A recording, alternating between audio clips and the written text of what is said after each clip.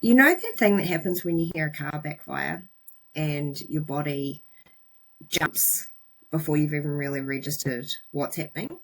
Well, that is your nervous system doing exactly what it's designed to do. So it's there as a response to scan around for any sort of threat and then kind of get you ready to respond to it before you've even had to think about it.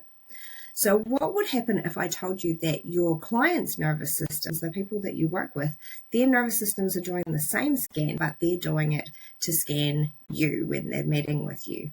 So what they find in your body and being around you is either going to help them or it's going to make everything harder for them in the work that they do. So that's what we're going to talk about in this video, and something that I don't very often hear this explained really well. So hopefully this will be useful for you. If you haven't met me before, my name is Jo Cahill. I'm an Australian registered psychologist, but I'm a New Zealander, which you can probably tell from my accent. For the past 15 years, both before being a psychologist and since I got registered, I've worked with a lot of people who have experienced trauma. I've had experience working in domestic violence, child protection, prisons, remote parts of Australia, Cambodia, doing a whole bunch of stuff with people who have experienced a lot of trauma. One of the things that I've noticed when it comes to training people with trauma is that there's a lot of theory, and it's a lot of kind of complicated theory. I don't think that you need to memorize all of those theories to be able to do really good work. You just need to be able to understand what's happening, and to do that, we want to talk about it in really plain language. So what I'm going to do in this video is talk about one of the most important things that you can know about working with traumatized people, and it has nothing to do with polyvagal theory, so don't worry too much about that. It's going to be something that you can take away with you, use it the next time that you are talking to a client in your workplace, or really you can just use it anywhere. It's something that you can be aware of for your everyday life and use it whenever you need it. So when we go through this video, we are going to talk about what's happening when we've got two nervous systems in the same room, why just stay calm doesn't work, but actually being calm does, and what impact it has on the people that you're working with if your nervous system is not kind of regulated and if you don't realize that that's going on. So what can that actually do for the person sitting in front of you? So, to get started, if you think about when you've had a really bad day and you come home and you just sit with your mum, generally your mum doesn't make it worse. She doesn't kind of try to ask lots of questions or make you feel bad about what's happened. She sort of just sits with you and lives with that emotion. And when you're sitting there together quietly, your body just goes, okay, I am here, I'm safe, I'm all right. And you can kind of collapse, feel your emotions, or your body just kind of goes, okay, everything is all right with the world now. So that, although sometimes it can feel like magic if we think about it, it's not actually magic. It's your brain reading the situation, reading the room around. Our brains are constantly scanning to say, is this environment safe? Is this place calm? Are the people in it okay? So, and we're constantly picking up cues, like just from the environment, but also from the people around us. So if our brains are picking up that everybody around them is stressed and frantic, then it says, oh, better stay on high alert. Whereas if it's getting calm messages from everybody who's around them, then it says, okay, this is a safe place. So there are parts of our brain, they're called mirror neurons, but I don't think it matters if you know that, that are basically there to reflect back the emotional state of the people who are around you. So their job, and it's not just the mirror neurons, it's a complicated thing, but we're going to just stick with, we don't need to know the complicated bits, but they are there to suss out what's happening in the situation, and they do that in a social way, so they're looking at how other people around you are responding. So basically what you need to know about it is that if you're feeling stressed, you're giving a message to the people around you that there's something not quite right about this situation, which makes it genuinely harder for your client to try to feel calm. So that they already have a nervous system that's kind of dealing with trauma and thinking everything is not safe, then if you've had a stressed and busy day that is making your body send signals that say, oh, I'm stressed, then it can make it harder for your client to settle into the work that you're trying to do together as well. And then if you're calm, same kind of thing, it can help them settle down. So I once had a client who I've been working with for a long time, and there's usually kind of a lot of crisis going on with that person. And I came in and I had all of this other stuff going on during the day. So I was backwards and forwards and I was a little bit frazzled. And I was sitting with her for a while and we'd just been talking about how things were. And I noticed that my body had slowed down. I hadn't done anything. There was just something about being in that room, in that situation of the two of us being together, that her calm that day kind of found me. And so it goes both ways. Like, our bodies are constantly reading. It's not just something that we do that affects our clients. It can be the other way around as well. And so if we know that if we know how to manage our bodies and we know that this is a thing, then if we can see that we've got clients who are arcing up or clients who are feeling stressed and overwhelmed, then we can look to our own bodies to say, all right, how do we create this sense of calm so that we can give it to them?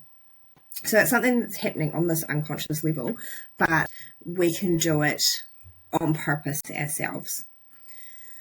I guess there is an element of like stay calm, but I guess there's a difference between saying stay calm, stay calm, stay calm, stay calm, stay calm, like if we're in a situation that really kind of stresses us out.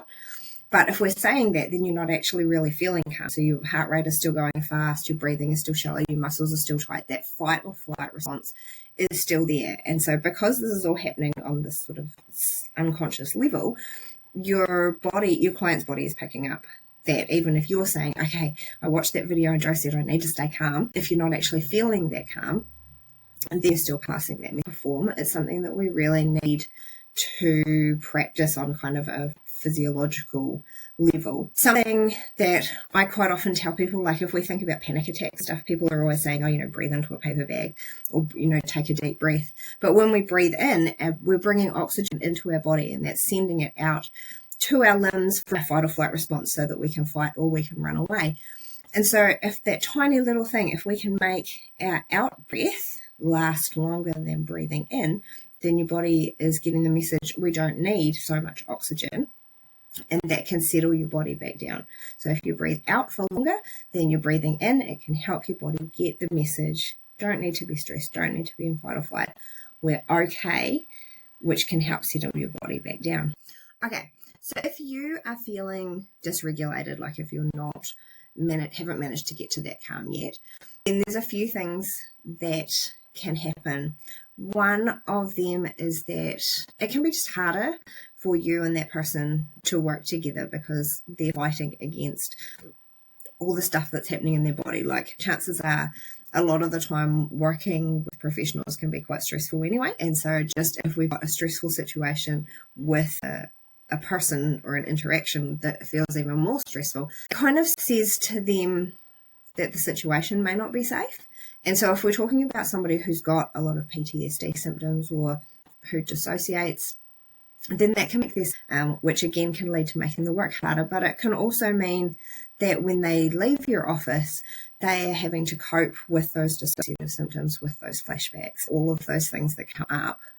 And it can make them worse after the situation as well, which I think is something that people miss quite a lot. And then one that can come up, like not necessarily for everybody, but it's one that people don't necessarily expect or think of, is that sometimes clients will not be able to engage with you as well because there might be something in their past that has taught them that they keep themselves safe by looking after other people. And so if their body is saying you're in distress, then it reverses the roles where they go into this mode of like trying to protect you.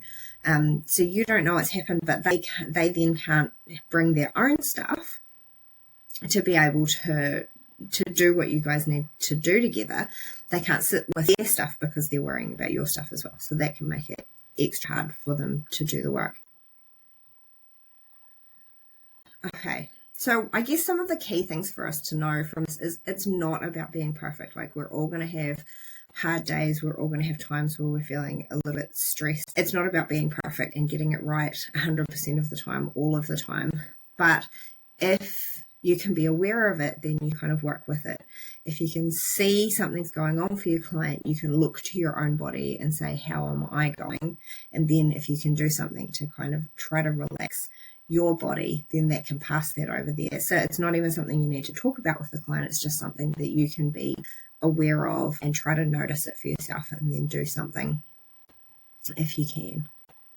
So I guess my parting thought would be that if I could just say one thing to people who work with clients who have experienced trauma, it would be, before you go in, take a breath out and then just listen. My thought is that this should be kind of the fundamental, this is how we start working with people, is by listening and breathing out so their body is calm. That's not something you're going to find in a training manual. It's not a evidence-based model. I guess it's drawn on evidence-based stuff, but it's not something that is big and a framework and overarching model.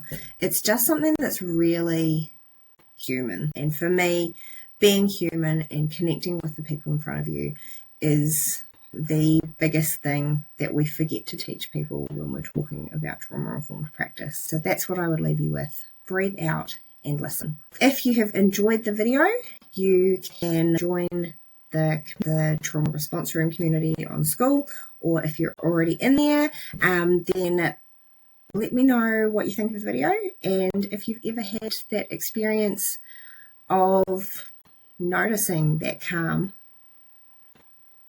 All right, I'll talk to you soon.